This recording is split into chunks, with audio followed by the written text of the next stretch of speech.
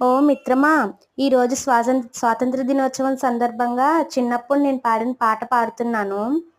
స్వాతంత్ర్యం, మా స్వాతంత్ర్యం, నీకు 77 నిండినయమ్మ స్వాతంత్ర్యం, నువ్వు వచ్చి ఇన్నేళ్ళయిందమ్మా స్వాతంత్ర్యం.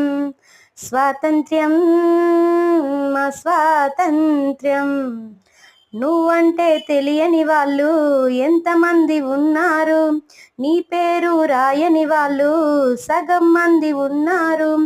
ఆగస్టు 15 అంటే అందరికీ అంటరానిదయ్యిందే తల్లి, అంటరానిదయ్యిందే తల్లి.